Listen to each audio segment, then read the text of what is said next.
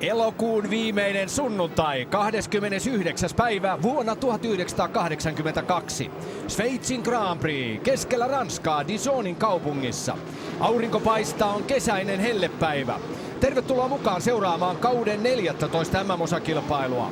Mukana on 26 kilpailijaa ja 15 tiimiä. Ranskalaiset Renault aika nopeimpina eturivissä, Alain Prost ja René Arnoux. Suomen ja Williams-tiimin Keijo Keke Roosberg ruudussa 8. Dijonin rata on lyhyt syherö, pitkä pääsuora, jonne aivan pian lähdetään lämmittelykierroksella. Muu osuus täynnä mutkaa. Pituutta vain 3,8 kilometriä. 2 viikkoa aiemmin nähtiin huima jännitysnäytelmä Itävallassa Österreich-ringillä. Silloin voittoon ajoi Italian Elio De Angelis. Keke Roosberg hävisi hänelle vain renkaan mitalla ajassa 0,05. Tuo kilpailu jäi myös Keken mieleen, sillä hän nousi M-pisteissä teoreettisesti kärkipaikalle. Hän ihmetteli sitä itsekin kärkipaikalla, mutta ei vielä yhtään voittoa. Tuolloin Itävallan kilpailun jälkeen muuan Jackie Stewart heitti huulta toteamalla, että mikäli ajat viikset, pääset vieläkin kovempaa. Nyt eturivissä voimakkailla turbomoottoreilla varustetut Renault ja siellä tuulen halkaisijana Alain Prost ja hänen imussaan René Arnoux. Prostille tämä on uran 40. kilpailu. Voittoja on tullut uralla jo 5, tällä kaudella 2. Ja mukana kommentaattorina myöskin Erkki Mustakari. Tämä kausi on ollut varsin dramaattinen. Didier Pironi hän johtaa MM-sarjaa ennen tätä kilpailua, mutta hän ei ole mukana, loukkaantui erittäin pahoin Hockenheimissa.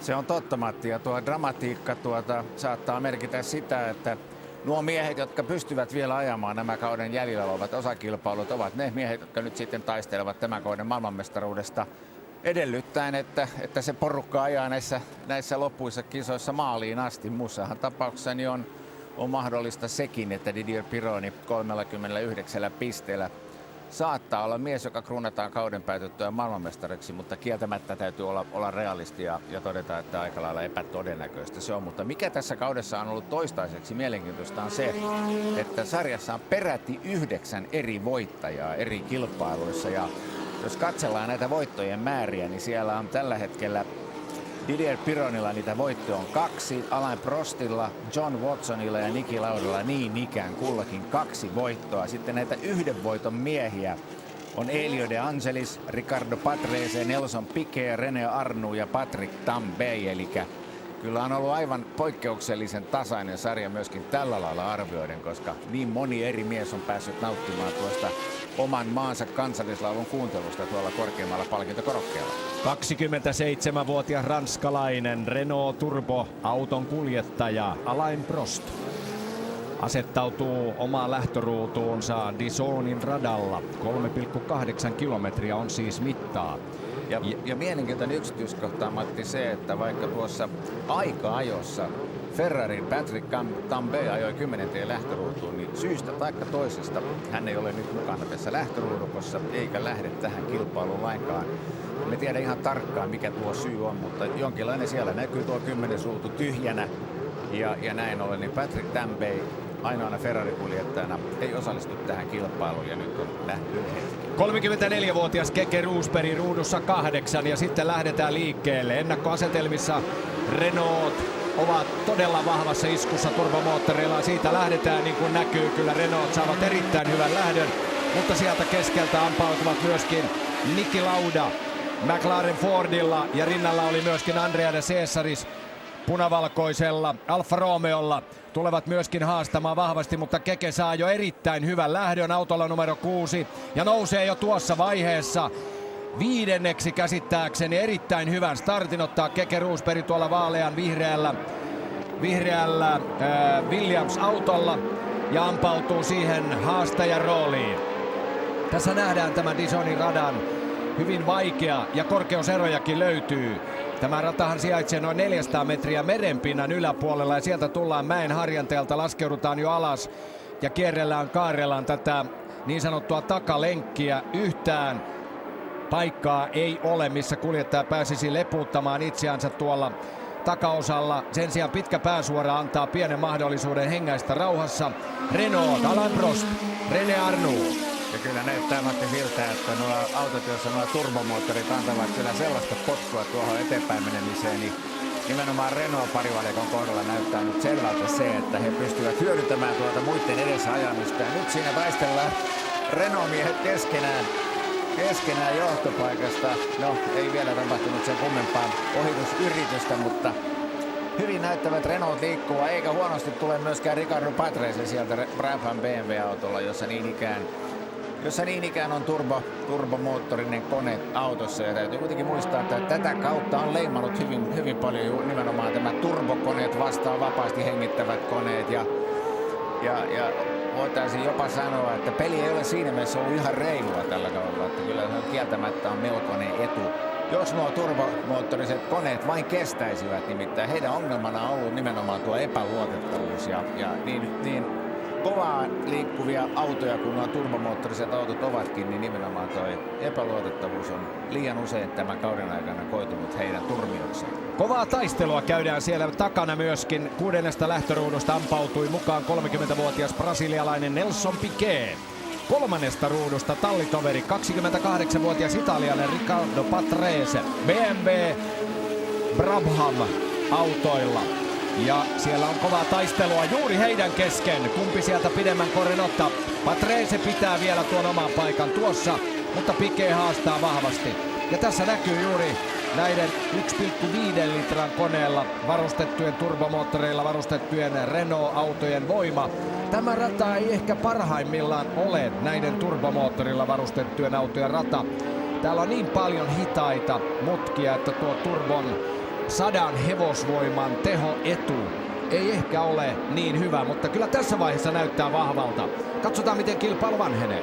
Se on ihan totta, ja nimenomaan tuolla pitkällä suoralla lähtömaalisuoralla tuo turbomoottorin etu, niin sen pystyy parhaiten hyödyntämään, mutta tämä syheroosuus on sitten se, jossa nuo vapaasti hengittävät autot pystyvät aika hyvin kamppailemaan kyllä näitä vastaan, kunhan vaan pitäisivät huolen siitä, että tuo kärki ei pääse liian kauaksi karkuun. Et kyllä siinä on Niki Laudalla ja Andrea de Cesariksella, Keken tallikaveri Derek Daleylla ja kumppaneilla niin töitä ihan siis kädet täynnä pitääkseen tuon eron tuonne kärkeen edes kohtuullisen pienenä. Kyllä sen edelleen Brabhamiehet taistelevat ja Nelson Piquet tunnistaa siitä, että hänen kypärässään on enemmän punaista väriä kuin Patresen kypärässä. Näytti siltä, että siinä Nelson Piquet siirsi itsensä 3. Aivan oikein, ja Keke Rosberg on tässä vaiheessa 6. Brabhamit ovat myöskin näitä turbomoottorein varustettuja autoja, ja näin ollen turbopelit ovat nyt ensimmäisenä, toisena, 3. ja 4. Mutta hyvin lähellä Brabhameita ovat sitten tämä punavalkoinen Niki Lauda, joka tulee sieltä Brabhameiden takana. Tässä menee René Arnoux ja sieltä tulee sitten Piquet, Patrese ja tuossa tulee Niki Lauda punavalkoisella. Keke on aivan hänen imussaan jo kiinni. Hienosti menee Keke Rosbergilla, Iisalmen suurella miehellä, ja tuossa näkyy sitten järjestys 2 ajetun kierroksen jälkeen. 8. ruudusta Keke on pystynyt nousemaan jo 6. Ei paha, näyttää hyvältä. Oli mielenkiintoista keskustelua ja ajatusten vaihtoa Keke Rosbergilta ennen tätä kilpailua, kun tallin valmistelevassa kokouksessa insinöörien kanssa tutkittiin, miksi auto aliohjaa. Siinä palaverissa tehtiin rohkea päätös. Laitetaan autoon etusiipi, mikä oli hyvin ainutlaatuista. Keke kertoo, että hän ei edes muista, milloin viimeksi he ovat käyttäneet Williams-autossa etusiipeä. Sen sijaan näillä turbomoottoreilla varustetuilla autoilla etusiipi näyttää olevan vakiona, niin kuin näistä Renault hurjista peleistä pystymme havainnoimaan, samoin Brabhameilla, mutta Williamsilla, joka käyttää 3 litran Ford Cosworth-moottoria, vapaasti hengittävää moottoria, niin tälle radalle tämä etusiipiratkaisu on ollut hyvä. Ja vielä tässä ennen kilpailua sunnuntai-aamuna ajetussa vapaissa harjoituksissa Williamsin mekaanikot huomasivat, että siellä on ensimmäinen konerikko tiettävästi tulossa. Kuka mahtaa olla? Taitaa olla Tyrellin auto. Joko se on Tyrellin auto tai sitten se on ensin Ford-auto. Katsotaan nyt. Viittaisin siihen, että kyseessä on ensin Ford-auto ja kuljettaja Roberto Guerrero, argentinalaiskuljettaja, jolla nyt näyttää vähän siltä, että tämä kilpailu jää vain 4 kierroksen mittaiseksi ja ikävä juttu hänen kannaltaan. Niin, olin vielä jatkamassa tuosta etusiivekkeistä, että vapaiden harjoitusten aikana, eli warm-upin aikana, siellä tapahtuu jälleen tiukkaa taistelua, kun Niki Lauda taitaa olla tiukoilla siellä. Vapaiden harjoitusten aikana huomattiin, että Brabham aivan viereisessä pilttuussa Williamsin lähellä laittoi myöskin siivekkeitä, kun huomasivat, että Williams on siirtynyt etusiivekkeiden käyttöön. Ja sitten vähän kauempana huomattiin myöskin, että Lotus Stallin puolella tehdään samanlaista työtä. Ja Lotus Stallin kuljettajina ovat tässä kilpailussa Elio De Angelis ja Nigel Mansell. Yksi mielenkiintoinen lisä oli myöskin tässä valmistelevassa kokouksessa rengasvalmistajan kanssa. Ja nyt on siellä pahasti, mennään jo reunamille. Brabham-tallin autoko siellä, onko Piquet, jonka renkaiden kulumiset ovat jo siinä tasossa, että auto ei pysy oikein valkoisten viivojen välissä. Niin, päätettiin niin, että otetaan sekarengastus, mikä oli ainutlaatuista ja harvinaista, mutta vapaiden harjoitusten aika-ajoin ja sunnuntain warm-upinkin perusteella tällainen ratkaisu Goodyearin puolelta tehtiin. Ja Williamsiin asennettiin Keke Rosbergin autoon oikealle puolelle pehmeät renkaat ja vasemmalle puolelle kovemmat renkaat, mikä on sinänsä hyvin ainutlaatuista sekarengastus. Ja siinä menee Keke Rosberg. Hän on pystynyt nousemaan. Siellä Derek Daly ja täällä on sitten kovempaa taistelua. Ja siellä taitaa olla Bruno Giacomelli. Ja sitten Bruno Giacomelli tuolla Alfa Romeolla. Ja siinä on sitten yksi. Onko Andrea de Cesaris myöskin siinä jutussa mukana? Tiukkaa taistelua, punavalkoisia autojahan ovat siis Niki Laudan, McLaren, Andrea de Cesariksen Alfa Romeo ja myöskin Bruno Giacomellin Alfa Romeo. Ja mistä löytyy sitten toinen McLaren? John Watson starttasi kilpailuun 11 lähtöruudusta, että siellä on John Watson on niitä miehiä, joka taistelee kyllä tämän kauden maailmanmestaruudesta vielä aivan siinä, missä kuka tahansa muu, nimittäin John Watsonilla on noita pisteitä kasassa 30, Kekellä 31 ja kuten kerrottiin, niin Didier Pironilla, joka nyt ei ole enää mukana tämän kauden viimeisissä osakilpailuissa, niin Pironin pistessä olisi 39, eli kyllähän Watson siinä on kaikkein todennäköisimmät miehet, jotka tästä tämän kauden maailmanmestaruudesta taistelevat meidän Keke Rosbergin lisäksi on John Watson 30 pinnalla, Lauda 26 pinnaa ja Alain Prost 25 pisteellä. Kyllä siitä porukasta todennäköisesti löytyy tämän kauden Formula 1 maailmanmestari, mutta vielä on tämä kilpailu ja 2 muuta ajamatta ja vasta sen jälkeen me tiedämme. Tämän jälkeen hän sirkus siirtyy Monzaan Italiaan ja mistä sen tietää, vaikka tuo maailmanmestaruus ratkaisi jo tuolla Italiassa tai sitten vasta Las Vegasin päätöskilpailussa sitten myöhemmin syksyllä. Ja kyllä tuo 2 viikon takainen Itävallan kilpailu on puhuttanut nämä väliajat ennen kuin kolonna saapui tänne keskelle Ranskaa noin 300 kilometrin päähän Pariisista ja 200 kilometrin päähän Genevestä. Nimenomaan tuo maaliin tulo. Se oli huima jännitysnäytelmä, kuinka Keke pystyi haastamaan Elio De Angeliksen viimeisessä mutkassa ja vielä kiihdyttämään pienen imutuksen jälkeen tuolla maalisuoralla. Ja aivan rinta rinnan tullaan, että siinä todellakaan ei ollut kuin tuo renkaan mitta, pituusmitta suurin piirtein, joka erotti autot toisistaan ja ajassa se oli vain 0,05. Ja niistä asetelmista lähdettiin sitten tähän kilpailuun. Ja Kekehän oli siirtynyt teoriassa todellakin tuon Itävallan kilpailun jälkeen M-pistejohtoon, kun otetaan huomioon se, että Didier Piron ei enää pysty osallistumaan kauden kilpailuihin. Ja nyt on jännittävää nähdä sitten, minkälaisen riemujuhlan Keke tässä järjestelee. Ja pystyykö hän nousemaan jo sitten MM-taistelussa sellaiselle paikalle, että seuraavassa kilpailussa tuo maailmanmestaruus voisi olla jo plakkarissa. Siinä nyt ohjaaja tarjoaa meille kaksinkamppailua Nelson Piquet vastaan René Arnoux. Eli siinä Nelson Piquet koko ajan hiilostaa René Arnouta, edellä ajavaa René Arnouta. Ja vaikuttaisi ainakin tässä kohtaa siltä, että Piquetin auto on aavistuksen verran nopeampi, kun hän vaan kerkiää siihen riittävän lähelle, että pystyy sitten hyökkäämään ja yrittämään ohitusta.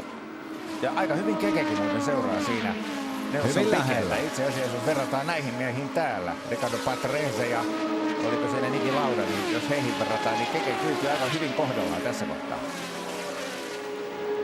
Sveitsin Grand Prix ajettiin kaiken kaikkiaan Aiemmin 5 kertaa, nyt on 6. kerta. 5 kertaa 50-luvulla Bremgartenissa. Pitkällä 7,2 kilometriä pitkällä, hyvin vaarallisella radalla, puiden ympäröimä, ei suoria, vain mutkia, sinänsä hyvin ainutlaatuinen rata. Ja nyt sitten tämä pitkän tauon jälkeen, syystä että aikanaan Le Mansissa oli tämä vakava onnettomuus, jossa 80 ihmistä kuoli vuonna 1955.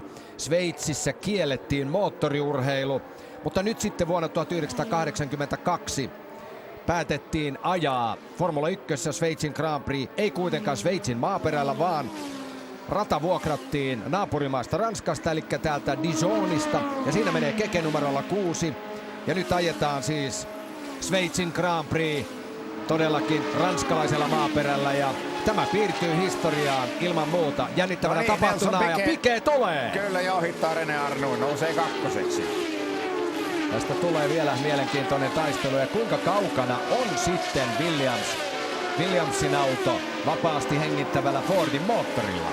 Loppujen lopuksi edellisissä vähän laajemmissa kuvissa, missä näimme tämän parivaljakon takana tuota rataa vähän pitemmän matkaa, niin siellä kyllä näytti Keke olevan edelleen aika lailla hyvin kyydissä mukana, mutta nyt nämä kuvat eivät sitä meille valitettavasti paljasta. Sen verran tiivistä kuvaa meille tarjotaan, mutta aika hieno ohitus Nelson Piqueteltä, ja täytyy huomata, että ehkä tällä radalla tuo nimenomaan tuon pitkän lähtösuoran jälkeen ensimmäinen mutka siinä jarrutuksessa. Ehkä se on se ylivoimaisesti paras paikka ohittaa, ja niitä ehkä meille tarjotaan ja toivon mukaan tarjotaan vielä runsaasti tämän kilpailun aikana. Kaiken kaikkiaan ajetaan 80 kierrosta tällä vajaat 4 kilometriä pitkällä radalla. Siitä tulee 304 kilometriä, ja siinä on Keke. Joo, aika hyvin tulee Keke siinä. Vauhdikkaasti. Ja kohtaan Keke vuoro sitten puolestaan hiostaa René Arnouta. Ja siinä melkein näkyy tulokset. Kyllä. Ja täällä menee sitten kilpailua johtava Alain Prost. 27-vuotias ranskalainen, joka on jo toistaiseksi vielä lyhyen Formula 1-uransa aikana jo saanut lisänimen professori sen takia, että mies viettää niin valtavan paljon aikaa noiden insinööriensä kanssa pohtiessaan sitä, miten tuosta autosta saisi aina vain suorituskyvyltään paremman ja paremman. Ja näillä vaikuttaa nyt siltä, että tämä mies on nyt menossa kotimaan kamaralla. Tosin on nimeltään Sveitsin GB, niin kohti kauden 3. voittoa. Ainakin tässä kohtaa se siltä vahvasti vaikuttaa. Ja Alain Prost on niiden miesten joukossa, joilla todellakin on tällä kaudella jo 2 voittoa lakkarissa. Nuo 2 edellistä voittoa tulivat itse asiassa kauden 2 ensimmäisessä kilpailussa. Eli ensimmäinen voitto tuli Etelä-Afrikan Kialamissa ja toinen sitten perään Rio de Janeirossa tuolla Brasilian helteisellä, mikä se nyt on, Japara. Sinne suuntaan radalla, ja siellä tuli tuo Prostin toinen voitto. Sen jälkeen on ollut vähän hiljaisempaa Alain Prostilla. Itse asiassa meni niin monta kilpailua, että vastakauden 10. kilpailu, joka ajettiin tuolla Brands Hatchissa Englannissa, niin sieltä tuli sitten seuraavan kerran Prostille pisteitä 6. sijasta, 1 vaivainen piste. Ja Paul Ricardin radalla sitten aikaisemmin kesällä niin 2. sijasta 6 pistettä. Eli siinä on Prostin pistesaudot, eli yhteensä tällä hetkellä ennen kuin tämä kilpailu käynnistyi 25 pinnaa. Mutta nyt näyttää siltä, että Alain Prost on matkalla kohti tämän kilpailun voittoa, kun kierroksia on vielä toki kovin vähän ajettu ja niitä on runsaasti vielä jäljellä. Ja kun tiedetään, niin voitosta saa 9 pistettä. 2. sijasta 6 pistettä, 3. sijasta 4 pistettä ja sitten nuo viimeiset sijat, eli 4, 5 ja 6 antavat pisteitä 3, 2 ja 1. Täytyy palata vielä tuohon Didier Pironin onnettomuuteen Hockenheimin vapaissa harjoituksissa lauantai-aamun sateessa. Kun katsotaan näitä autoja, mikä se rakennelma on, keula on hyvin lyhyt. Kuljettajan jalat työntyvät aivan tuohon etusiivekkeen kohdalle, ja sitten sen jälkeen kuljettajan takana on valtavasti muuta massaa. Siellä on suuri polttoainetankki, siellä on paljon tilaa vievä moottoriratkaisu ja niin päin pois. Muistan itse Hockenheimissa tuon Pironin onnettomuuden vielä, siis muutama kilpailu sitten. Olin ensimmäisten joukossa, kun pääsin juoksemaan vielä radan yli autoja väistellen, kun näimme sen onnettomuuden kuvaajani kanssa. Ja olimme ensimmäisten joukossa 2 ensiapumiestä ehti ennen meitä, mutta pääsin seisomaan suoraan Didier Pironin auton edessä. Ja täytyy sanoa, että kyllä olin todella järkyttynyt siitä. Se oli aivan auto savuaa vielä. Ja pelastusmiehiä on tulossa koko ajan lisää ja jonkin aikaa kesti ennen kuin meidät heitettiin siitä pois. Ensin niin kuin suuri epätietoisuus siitä, että mitä on tapahtunut.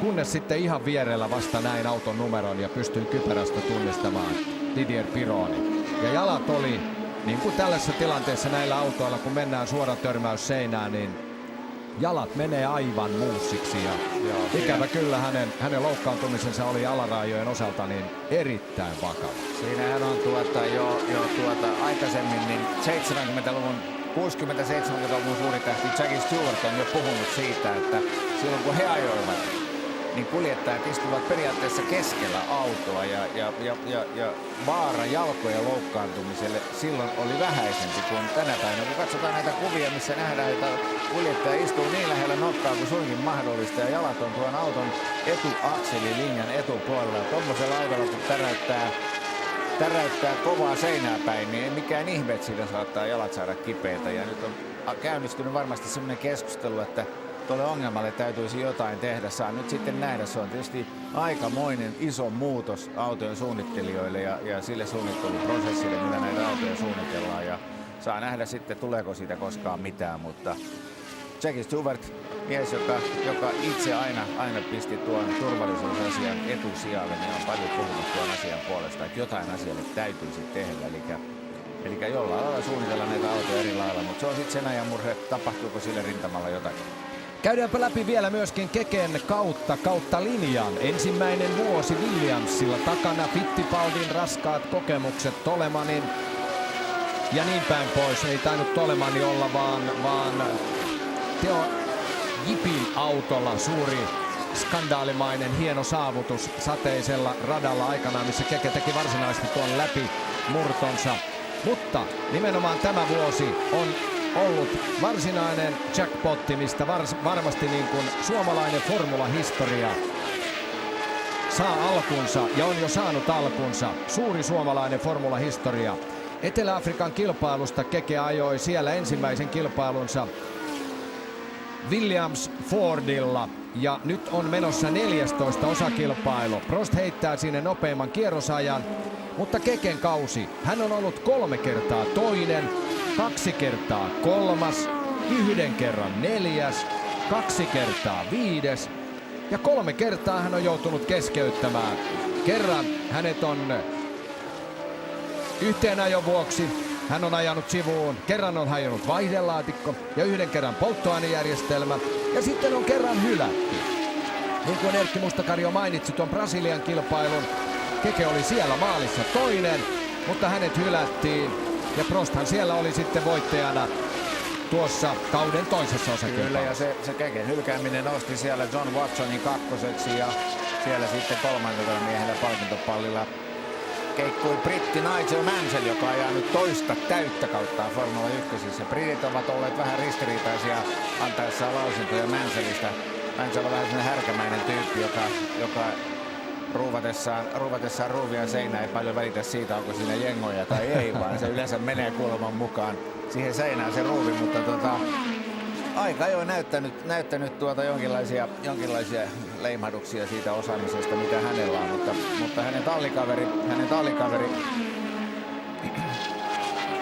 Lootuksella on kuitenkin Elio De Angelis on kuitenkin kerännyt pisteitä huomattavan paljon enemmän tämän kauden aikana. Elio De Angeliksella noita pisteitä on 22, kun Nigel Mansell joutui vielä toistaiseksi tyytymään 7 pisteeseen, jotka hän on ottanut tuolta kauden toisessa kilpailussa, todellakin sanon kolmannella siellä tuolla Brasilia, Rio de Janeirossa ja sitten kauden 6. kilpailussa Monacossa.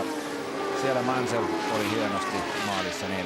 Mutta pettymysten täyteinen viikonloppu Mansellille tässä vaiheessa, kun tulee ensimmäinen auto, tulee sinne renkaiden vaihtoon. Bruno Giacomelli käsittääkseni. Joo, Bruno Giacomelli, kyllä. Alfa Romeolla. Alfa Romeolla. Ja tässä nähdään, kuinka korkealla hän istuu. Jarrut savuaa pahasti. Niin oli sanomassa Nigel Mansell. Pettymysten täyteinen viikonloppu. Starttasi kilpailun viimeisestä lähtöruudusta. Ruudusta 26. Siinä Bruno Giacomelli. Korkealla istuu Bruno. Kyllä siellä jarrut savuavat vielä aika iloisesti. Ja ei muuta kuin uudelleen radalla. Sieltä hän pöllähtää tuolta valkoisia viivoja leikaten. Tulee sieltä radalle ja tuleeko hän tuohon McLaren kuljettajan eteen, käsittääkseni John Watsonin eteen, vai oliko niin, että Niki Laudan eteen, ja hän on sitten jo kierroksella jäänyt, aivan varmasti jää kierroksella, koska tämä on hyvin lyhyt rata ja kierrosajat aikaa jossakin olivat vähän reilun minuutin. 1:01,380 oli Alain Prostin paalupaikka-aika. Ja siellä nähdään, 18 kierrosta on ajettu, enää 60. Ja Keke on hienosti haastajan roolissa 4. Lauda 5. Kaksinkertainen maailmanmestari Niki Lauda tuossa vaiheessa 5. Mukana 2 maailmanmestaria. Numerolla 1 ajaa tässä kilpailussa tässä vaiheessa toisena Nelson Piquet. Kauden 81 Formula 1 maailmanmestari. No siellä on edelleen René Arnoux pysyy jollain lailla kyllä vielä Nelson Piquetin kyydissä mukana, mutta vaikuttaisi siltä, että tuo ero ensin alkuun se kasvoi, mutta on nyt ihan jymähtänyt suurin piirtein sille tasolle, mitä se nyt tällä hetkellä on. Ja niin ikään Keken paikka tuolla Arnoux takana niin on niin ikään vähän niin kuin jymähtänyt nyt nämä tilanteet tällä lailla paikoilleen, ja saa nähdä, voi olla, että tässä nyt kuitenkin odotellaan noita ensimmäisiä varikkopysähdyksiä. Ja se saattaa olla tietysti yksi syy siihen, ja nyt paljon riippuu se, että kummosilla renkailla miehet siellä tällä hetkellä rataa kiertävät, kuinka hyvin tuo ja kuinka paljon tuo syheroosuus syö tuota rengasta, ja jos siellä nyt siltä osin kaikki on hyvin, niin silloin ei välttämättä tarvitse tässä kohtaa vielä surra varikolle menoa.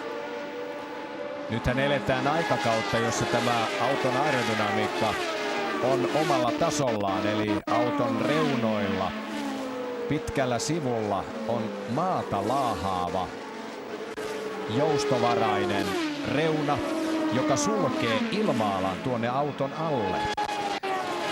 Se on hyvin mielenkiintoinen elementti, joka on ollut jo useamman vuoden ajan. Ja tämä on vuoden 1982 huippudesign ja huipputeknologiaa. Ja se on hyvin kestävää vanerilaatua. Kova ääni siitä lähtee, kun auto tulee tuonne varikolle, kun siinä ihan selkeästi puuosa tai tämmönen kovempi puuosa, mitä se sitten ihan onko titanilevyä vielä siinä alla, mutta laahaa kuitenkin asfaltin pintaa. Mutta sivut on suljettu sillä tavalla, että auton alla oleva ilma ei pääse pakenemaan missään vaiheessa. Nyt numerolla 7 John Watson. John Watson tulee renkaiden vaihtoon ja tankkaukseen. 36-vuotias britti. Ja uutta sileäpintaista sinne alle.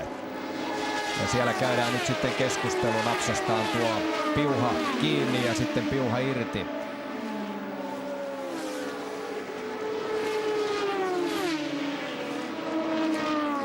John Watson tulee palaamaan radalle sieltä, mutta putoaa luonnollisesti tuosta kuumimmasta kärjestä pois. Aika-ajoon eivät selviytyneet sellaiset, tai aika-ajon jälkeen itse kilpailun eivät selviytyneet muun muassa Fittipaldin Chico Serra. Suomessakin käynyt kuljettaja Ahvenistolla Keken kanssa kilpailut. Tommi Bruno, Theodor Ford kuljettaja ja Mauro Baldi. Aerosport-kuljettaja. Samoilla pensoilla mennään siis loppuun asti, vaihdetaan vain renkaat tuossa, ei tankata.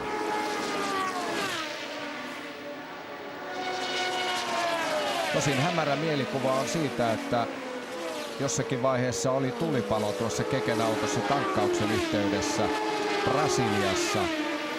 Mutta aika näyttää meille sen, että tuleeko näitä tankkauksiakin vielä, vai ovatko ne sitten tulevaisuuden asioita. Joo, tuossa kun John Watson kävi, niin siinä vain renkaat vaihdettiin hänen autonsa. Täällä jatkuu tiukka vääntö. Tässä on nyt näitä kierroksella ohitettavia kiusaamassa näitä Renault-kuljettajia ja se vähän tekee elämän vähän vaikeammaksi. Siinä kohtaa Alain Prostille miehelle, joka ajaa kärjessä. Siellä pitäisi vähän selvemmin antaa näille ohitettaville niin tietoa siitä, että takaa tulee kilpailua johtava kuljettaja eikä tehdä sitten tuota ohittamista niin vaikeaksi. Ranskalainen Jarbier Jarrier Osella tiimin kuljettajana. Tässä vielä nähdään sitten Watson vielä varikolla.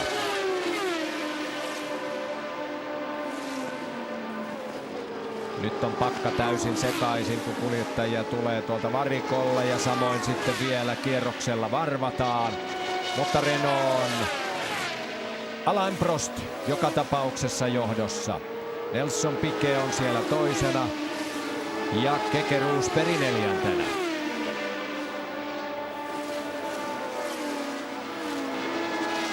Siellä Arrows-auto joutuu myöskin väistämään ja antamaan tietä. Niin kuin siinä taitaa olla sitten myöskin Arrowsin auto. Jännittävää, kovaa taistelua. Kierroksella ohitettavat tarjoavat lisää draamaa ja lisää jännitettävää täällä Dijonin radalla, Dijonin kaupungin 140 000 asukkaan kaupungin reunalla rakennetulla radalla. Aivan keskisessä Ranskassa. Katsojia järjestäjien alustavan ilmoituksen mukaan noin 670 000. Tänne odotettiin jopa 80 000, mutta kun alueelle vie vain yksi tie, kaikki eivät todennäköisesti edes ehtineet tähän kilpailuun mukaan valtavien ruuhkien vuoksi. Ja näin ollen näillä mennään. Sen verran teknistä tietoa näistä moottoreista, niin eli nuo autot, joissa on turbomoottorit, ne on tommosia 1,5 litran koneita, jossa on kompressori ja sitten taas nuo vapaasti hengittävät moottorit, ne on 3 litran V8 käytännössä katsoen kaikki ja niin ikään ilman kompressoria nuo moottorit. Elikkä hallitseva maailmanmestari siellä näytti tyylikkäästi ohituksen. Kyllä. Siinä Arnaud. Siellä oli vähän kärkipään miehillä on nyt vähän ongelmaa, koska porukkaa riittää, ohitettavia riittää vaikka kuinka paljon ja täytyy katsoa, että ovatko nuo ratatuomarit koko ajan hereillä, jotta pystyisivät antamaan jonkinlaista merkkiä takaa tuleville tai ennen kaikkea niitä hitaammille kuljettajille, takaa tullaan lujaa ja ohi pitäisi päästä. Brabham Tallillehan tämä vuosi 1982 on tietyllä tavalla juhlakausi, 20. kausi. Talli aloitti toimintansa silloin 60-luvun alussa 1962. Kaiken kaikkiaan Brabham, eli tällä hetkellä tässä näin Nelson Piquet ajamana Brabham Tallin auto. He ehtivät kilpailla peräti 394 Grand Prix:tä. Pitkä ura ja Brabhamin tallipäällikkönä loistaa Bernie Ecclestone. Näin, Piquet tuo joukkoa tai tässä kohtaa vetää keltaista autoa perässään. Piquet toisena. Kärjessä menee siellä muutaman 100 metrin päässä. 27-vuotias, kolmatta kauttaan kilpaileva Alain Prost. Nelson Piquetille tämä on jo 5. kausi.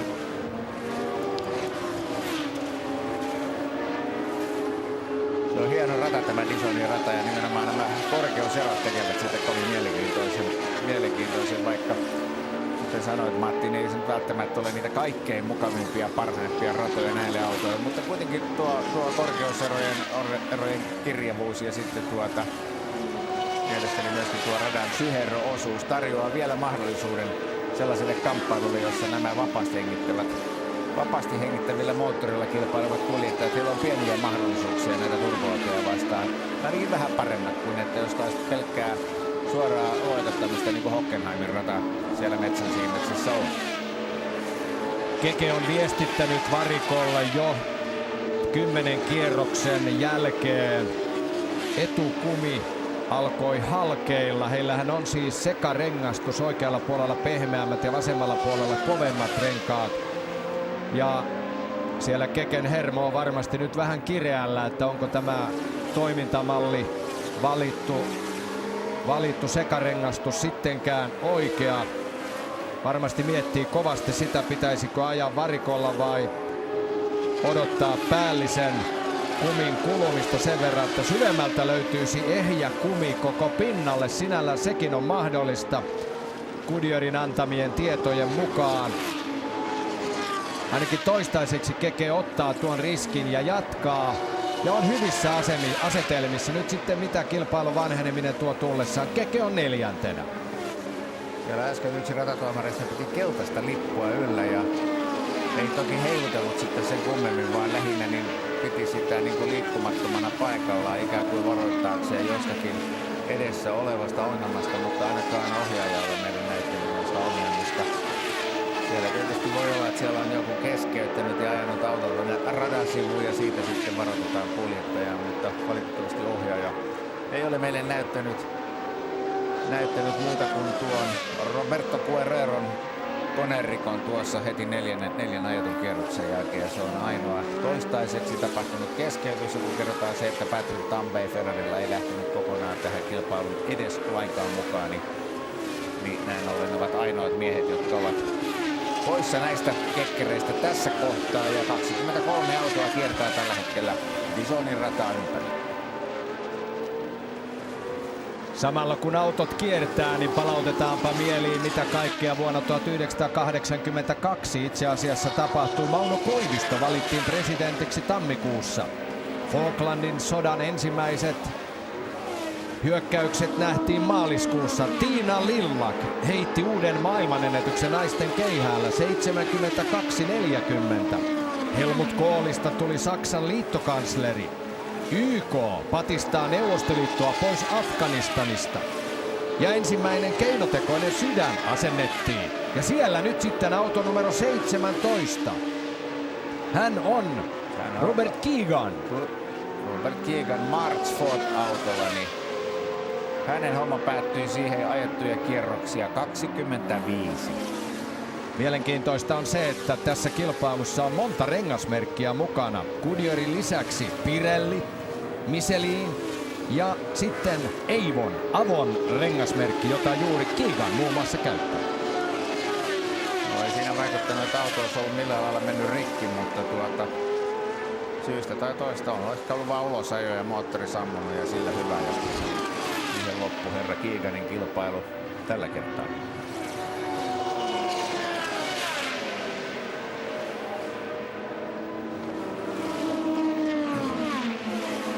Jännittäviä kaksintaisteluja. Ja kyllä täytyy sanoa, että kyllähän tämä turboautojen valtakausi niin on hyvin mielenkiintoinen. Eletään sitä vaihetta Formula 1 historiassa, että turbot ovat tulossa. Nyt eletään tämmöistä välivaihetta, että yhä useammalla tiimillä on turbomoottori tai turboahtimet tuossa moottoriratkaisussa mukana. Tässä kilpailussa, niin kuin Erkki Mustakari totesi, BMW Brabhameilla on turbot. Niin ikään on sitten Renaultlla. Renault lähtivät eturivistä. Ja sitten löytyy vielä Ferrari-autoista. Tosin Ferrarit ovat tästä kilpailusta kokonaan pois. Ja sitten myöskin Tolemanin. Kyllä. Hart Turbo. Kyllä Tolemanin kuljettajat Derek Borikki ja Theo Fabi. Mutta eivät kummittele tuolla kärkijoukossa millään tavalla.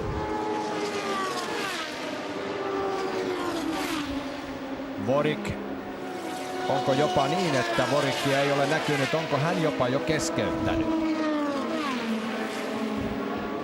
Ei vaikuta siltä. Saattaa olla muuten, että ei ole pitkään aikaan tuolla radalla näkynyt, mutta kyllä siellä ainakin toinen Tolemani vielä rataa kiertää. Ja jos näin on, että Vorikin matka olisi jäänyt kesken, niin tuo Ai kun vetää tiukassa luisussa. Kyllä. Vaarallisen tiukassa. Siinä saamme nauttia vähän Nelson Piquetin ajotaitojen esittelyä. 4,2 sekuntia. Kyllä heillä nyt näköyhteys on tuossa toisiinsa. Joo, ja Nelson Piquet ottaa pikkuhiljaa alan prostia kiinni.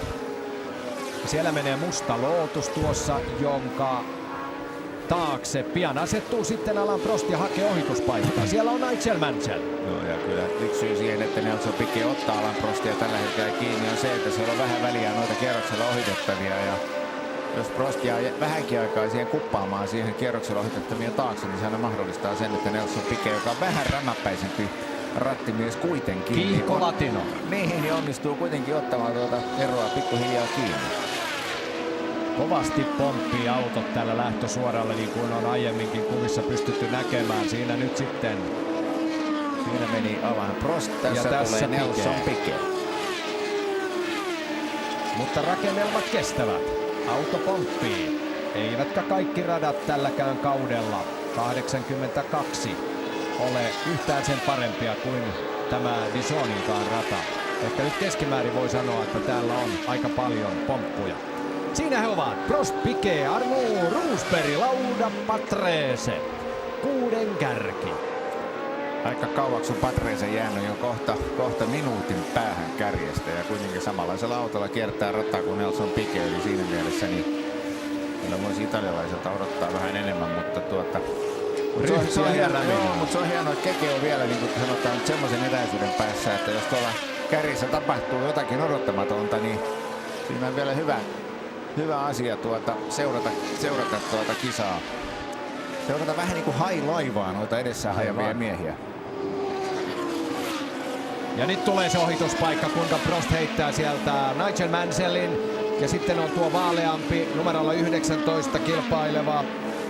Ei ollut numero 19, koska sellaista ei ole ollenkaan. Tuolla oliko Raoul Boensen? Saattoi olla. Prost pääsi hyvin ohitse tuossa tilanteessa ja sitten on sama kärsimysnäytelmä siellä kuvan ulkopuolella myöskin Nelson Piquetin kohdalla, mutta ollaan jo sitten mutkaisella osuudella. Ja se on aina tappio, siellä ei kovin helposti päästä ohitse. Ja tuossa nyt näki ihan selvästi, että mies, jonka Alain Prost ohitti, niin tuo kuljettaja teki hienosti tilaa ja tuon ohituksen huomattavan paljon helpommaksi. Siinä on 3 autoa nyt Piquetin ja Prostin välissä. Siinä on yksi Ligieri, jonka tunnistaa noista sinisistä kyljistä. Numeron kanssa pitää olla tarkkana, että tietää kumpi onko Eddie Seaver vai Jack Lafitte? Niin, jompikumpi heistä. Ja sitten viimeisenä kolmen joukossa tuossa välissä on britti Nigel Mansell. Ja nyt täytyy kyllä todeta se, että tuo autojen numerointi voisi tietysti olla huomattavan paljon parempi mitä se on ja näin ollen tehdä meille kaikille elämä vähän helpommaksi ja näin on kuljettajan tunnistaminen, mutta Piquet poimii Mansellin siinä. No, numerot ovat sen verran huonosti havaittavissa, että täytyy luottaa siihen, että tiedämme suurin piirtein auton värityksestä ja kuljettajan kypärän värityksestä, että kuka mitäkin autoa tuolla radalla tällä rajaa. Näin pääsee Piquet nyt sitten. No niin, ja koko ajan ottaa kiinni viimeisen 3 kierroksen aikana. Ero on kaventanut 2,5 sekuntia. Juuri oli sanomassa, että ei ole yhtään revennyt suuremmaksi. Päinvastoin. Sieltä tulee nälkäinen brasilialaiskuljettaja, rupeaa kohta hiilostamaan ranskalaista Alain Prostia oikein tosissaan. Lähestytään kilpailun puolta väliä ja aivan varma on se, että renkaat ovat tässä vaiheessa jo hyvin kuluneet. Kyllä. Prost, Piquet, kärkikaksikko.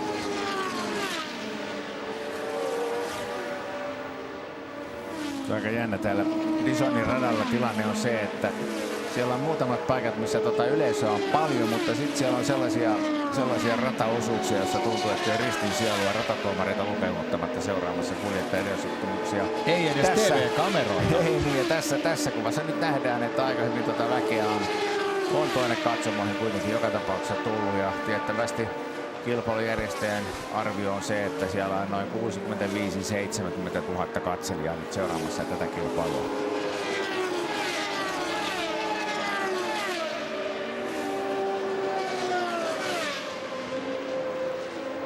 Keke Rosbergin urahan on ollut äärettömän nousujohteista.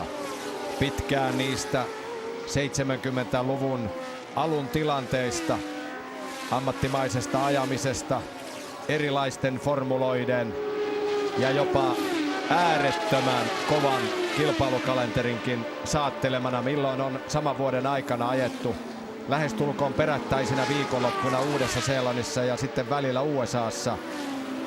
Lennetty Macaoon, Argentiinaan, Kanadaan. Aivan käsittämättömän paljon kilpailuja yhden kauden aikana, niin kuin muun muassa vuonna 1978.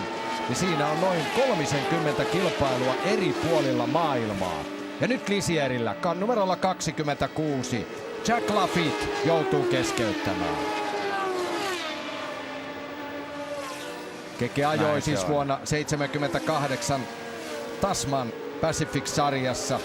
Niin ikään ajoi sitten Atlantic-sarjassa ja Wolffilla ensimmäiset kilpailunsa Formula 1. ATS F1 ja sitten Wolffin Formula 1-autolla. Ja siellä numerolla 25 on sitten Eddie Cheever, jenkkikuljettaja vaikeuksissa.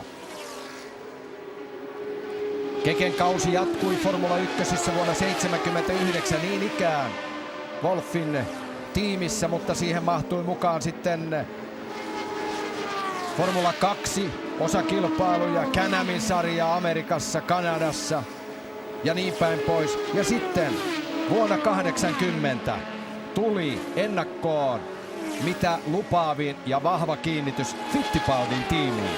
Brasilialainen Emerson Emmo pisti oman tallin pystyyn ja Keke se pääsi toiseksi kuljettajaksi vuonna 1980. Keken ensimmäinen kilpailu tammikuun 13. päivä Buenos Airesissa. Kausi alkoi silloin samoihin aikoihin kuin MM-rallikausi. Todellakin 13. päivä tammikuuta käynnistyi silloin Buenos Airesista Formula 1 MM-kausi. Keken sijoitukset silloin eivät olleet kovin mairittelevia, mutta kuitenkin ensimmäisen ja 6 parhaimman joukkoon 6 kertaa. Ei ihan paha. Montrealissa muun muassa Keke ajoi 6. Ahvenistolla Keke kävi myöskin vuonna 80 kilpailemassa ja voitti Camaro Cupin kilpailun ylivoimaisesti. 81 oli jo sitten vähän vaikeampi. Fittipaldin kalustolla Keke ajoi, mutta milloin jäi vaihdekeppi käteen ja milloin sitten kuului pilkkalauluja kotimaisten säveltäjien ja sanoittajien toteamina ja tuntui, että joka puolelta tulee kuraa. Mutta 81 kauden päätyttyä tulee iloinen viesti. Keke Roosberg pääsee testaamaan Williamsin autoa Paul Ricardin radalle ja siitä kääntyi, voi sanoa laajasti, suomalainen formulahistoria. Käännettiin isoa lehteä ja Keke tuli suoraan Williamsille ja voittaa ensimmäisellä kaudellaan maailmanmestaruuden. Ja silti voi sanoa, että kaiken kaikkiaan vuosi 82 oli äärettömän mielenkiintoinen ja tapahtumarikas kaikella tavalla. Ja niin kuin alussa Erkki Mustakari totesi, voittajien lista oli pitkä. Kyllä. Ennen tätä Dijonissa ajettua kilpailua, kuten sanoin, niin 9 eri voittajaa on jo päässyt kuuntelemaan korkeammalla korokkeella tuota kansallislaulua. Ja nyt sinne tulee sitten siihen saattaa tulla pieni muutos tässä, kun saadaan tämä kilpailu pakettiin. Tuleeko 10. voittaja? Aivan. Sitähän Keke on koko kauden ajan hakenut. Hänellä on vahva tuntuma siihen, että tulevaisuus on hänen. Ja milloin se mestaruus sieltä tulee, niin se on mielenkiintoista. Mutta vuosi 1982 piirtyy suomalaisen autourheiluhistoriaan suurin kirjaimin. Ja tämä on se osuus tuolla radalla, mihin ei TV-kameraakaan ole saatu paikan päälle. Joo. Siinä menee hallitseva mestari Nelson Piquet. Hänen takanaan piskuinen, temperamenttinen ranskalainen René Arnoux. Lähti kilpailuun siis eturivistä toisesta lähtöruudusta, mutta nyt on 3. Ja Keke Roosberg sitten siellä 4, mutta ei oikein kovin montaa kertaa ole saatu Kekeä näihin samoihin kuviin. Ei, mutta siinä on ihan oikeasti käynyt nyt niin, että René Arnoux on ottanut Nelson Piquetä kiinni. Täällä painaa Alain Prost Siinä on sitten kierroksella jäänyt ja tässä tulee Nelson Piquet ja siellä René Arnoux todellakin prässä. Ja täältä sieltä tulee Keke Rosberg ja hänen takanaan Niki Lauda. Sielläkin käydään omaa taistelua ja kukaan näistä kärkikuljettajista ei ole vielä käynyt varikolla ja nyt ollaan kilpailun puolivälissä.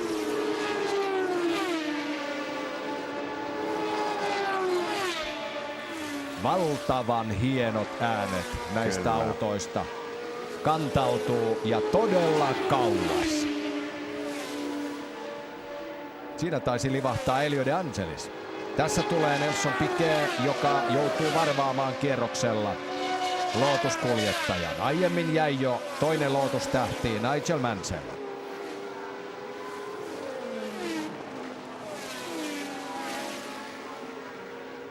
Tämän kauden kilpailukalenterissa on kaiken kaikkiaan 17 osakilpailua. Ja nyt tulee Piquet. Piquet tulee varikolle tässä vaiheessa. Näinkö oikein? Siinä menee René Arnoux ja Piquet tulee nyt varikolle. Eli Renault ottaa nyt tässä kohtaa kaksoisjohdon Alain Prost ja René Arnoux toimesta. Siellä on vipinää muutoinkin tuolla varikolla. Näin tulee Piquet omalle paikalleen. Näkyykö sattumalta missään Bernie Ecclestonia tuossa varikkomuurilla? Mutta katsokaa kuinka turbo 1,5 litran koneesta löytyy, BMW-koneesta löytyy valtavat liekit. Ja siitä lähdetään uudet renkaat alle ja hirmuisella rutinalla liikkeelle. Niin paljon kuin vaan sieltä uskaltaa kaasua painaa. Ja kun hän on maailmanmestari, hallitseva mestari, niin hänellä oli tuo reunimaisin paikka. Ja nopeasti hän täräyttää siihen, mutta ei tainnut osua Ei, ja suoraan siihen John Watsonin perään. Watson pystyy pitämään tuon oman paikkansa ja Piquet joutuu nyt sitten ajamaan omaa taistelua lähinnä kelloa vastaan tässä vaiheessa ja odotella kaikessa rauhassa samalla myöskin sitä, kun muut käyvät varikolla.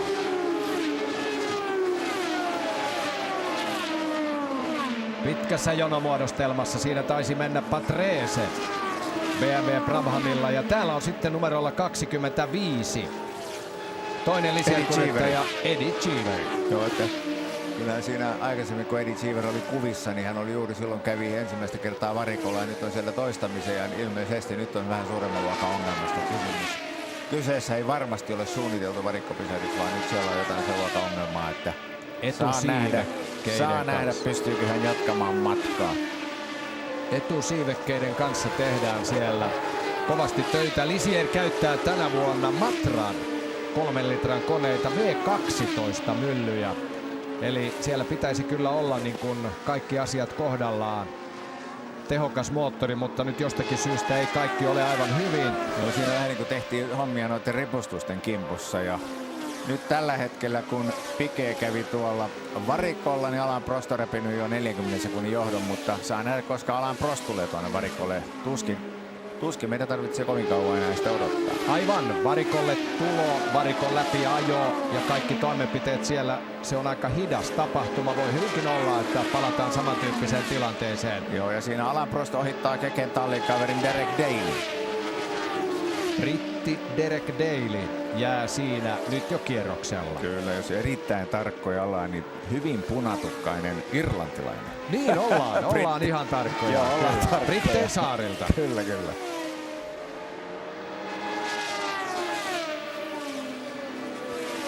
Hyvältä näyttävät ainakin TV-kuvien perusteella Alain Prostin auton renkaat, mutta sehän ei ole välttämättä koko totuus.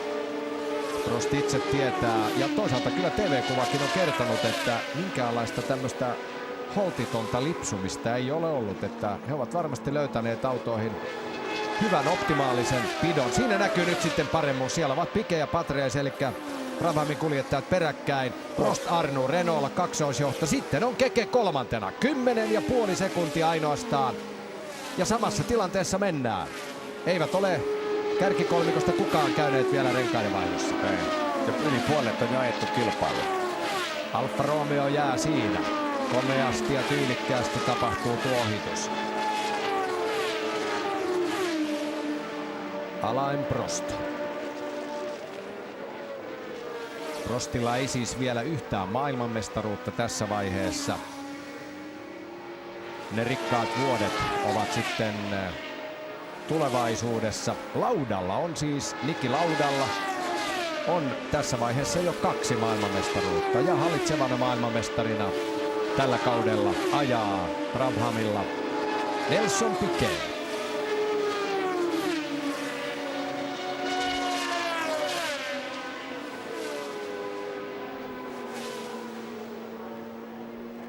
Siinä mielessä tämän kauden sarja Formula 1 on mielenkiintoinen, että siellä on 3 auton valmistajaa omilla talleillaan mukana. Eli perinteinen Ferrari, joka nyt valitettavasti Pironin loukkaantumisen ja Tampeen muiden murheiden takia ei päässyt osallistumaan tähän kilpailuun, niin Ferrari on yksi autonvalmistaja, joka on omalla tallillaan mukana. Toinen on Renault ja 3. on Alfa Romeo. Et 3 tallia, jotka ovat autonvalmistajana mukana. On helppo uskoa se, että Renaultlle nimenomaan autonvalmistajana tuo valmistajien sarjan mestaruus on se suuri porkkana ja tavoite, mihin talli 100 varmasti pyrkii. Ja siinä mielessä niin Ferrari on heidän ykkösvastustajansa. Puhutaan mitä puhutaan. Ja sitten se kuka sitten vie kuljettajan maailmanmestaruuden nimissä on, se on toinen juttu. Mutta Renaultin autonvalmistajana tuo valmistajan sarjan mestaruus on se kaikkein suurin porkkana. Toki sama voidaan sanoa Ferraristahan. Kyllähän Enzo Ferrari on aina todennut sitä, että se on tärkeää, että Ferrari voittaa ja ne miehet, jotka niitä autoja ajaa, niin se on niin kuin vähemmän tärkeä asia. Ja saattaa olla, että vähän tuota samaa ajattelua on yritetty takoa noiden Renault-kuljettajien päähän, että tuokaa ne autot ehjänä maaliin, niin kaikki on hyvin. Niin, kaiken kaikkiaan tähän kilpailuun oli pyrkimässä 29 kuljettajaa, joista 26 parasta selviytyi aika-ajon perusteella. Ja kun katsotaan näitä tiimejä, ketkä vuonna 1982 olivat mukana, muun muassa tässäkin kilpailussa tai tähän kilpailuun pyrkimässä. Brabhamilta 2 autoa, Tyrelliltä 2 autoa, Williamsilta 2 autoa, McLarenilta, ATSltä 2 autoa, Lotukselta 2 autoa. Siinä tilanne. Ja Keke 16,8 sekuntia. Nyt on tapahtunut jotain. Keke on jäänyt reilut 5 sekuntia enemmän edellisestä vertailusta. Ja sitten mennään vielä eteenpäin. Renaultta 2 autoa, Marchilta 2 autoa, Fittipaldilta vain 1 auto, Alfa Romeolta 2, Lisieriltä 2, Ferrarilta 2, Arrowsilta 2 ja Tolemanilta 2 autoa. Mutta sitten on 1 auton tiimiä, Theodor, jolla Keke teki suuren vaikutuksen, voisiko sanoa urallansa suurin piirtein ihan siellä neitseellisimmässä vaiheessa. Ei ollut MM-osakilpailu. Ja sitten yksittäisinä vielä löytyy Fittipaldi, on vain 1 autolla mukana. Tosin Chico Serra ei päässyt mukaan tähän kilpailuun. Ja Ensing on myöskin 1 autolla. N181 tyyppiä, sillä ajoi Roberto Guerrero ja hän oli kisassa mukana. Mutta on joutunut jo keskeyttämään. Kyllä jo heti 4 kierroksen jälkeen. Ja tällä hetkellä kun kierroksia on kohta noin 44-43 tulee kai kohta täyteen, niin tällä hetkellä keskeyttäneiden joukossa on tuon Roberto Guerrero. Lisäksi on Derek Warwick Tolemanilla jäänyt radan varteen. Hänellä oli moottorikko kyseessä Robert Keegan March-autolla. Hän ajoi ulos radalta ja sen takia ja kaikesta huolimatta auto ei näyttänyt menneen siinä lainkaan rikki, että ilmeisesti vaan moottorin sammui ja homma loppui siihen. Raul Boesel, niin ikään March-kuljettaja, joutui jättämään autonsa tuonne radan varteen ja hänen keskeytyksensä syy oli vesivuoto. Ja sitten vielä Theo Fabi ja Jacques Lafitte. Theo Fabi Tolemanilla ja Jacques Lafitte, niin kuin näimme, jäi tuonne varikolle. Syytä meillä ei ole vielä kerrottu, mikä se oli, ja näin ollen niin kilpailu jatkuu ja aina. Ja nyt Keke iskee. No niin. Tulihan se paikka sieltä. 34-vuotias suomalaistähti heittää sieltä 28-vuotiaan italialaisen Riccardo Patresen ohitse. Ja tuossa saattoi olla myöskin se selitys, miksi Keke oli jäänyt. Hän oli jäänyt tuon Patresen taakse niin pitkäksi aikaa. Kyllä, sen takia tuo ero kärkeen oli kasvanut. Ja saman tien tuo ero kasvaa Patresen silmissä oikein kunnolla. Kekellä on hyvä vauhti päällä. Kyllä, Keke menee nyt todella hyvin. Hieno sää, noin 30 asteen helle, paljon väkeä, aurinko paistaa, pieniä kumpupilviä. Mutta siellä mennään, radan pinta noin 45 astetta, eli siellä on hyvin lämpimät oltavat. Ja siinä näkyy sitten Keken autossa, kuinka siellä on aika vahva etusiipi, niin kuin myöskin on tässä Brabhamin autossa. näihin molempiin autoihin asennettiin siis tuo etusiipi sunnuntai-aamun lämmittelyn jälkeen. Muutamia autoja nähdään, joilla ei ole etusiipiä lainkaan. Kuten muun muassa tuossa McLaren-autossa etusiipi on lähinnä tällainen hyvin erilainen. Vähän siellä auton keskirungon tai tuossa kuljettajan polvien kohdalla suurin piirtein. Näin Keke Rosberg ja jättää taaksensa Patrese. Ja onko niin, että siinä on Niki Lauda on tuossa Patresen takana tässä vaiheessa? Kyllä, juuri näin.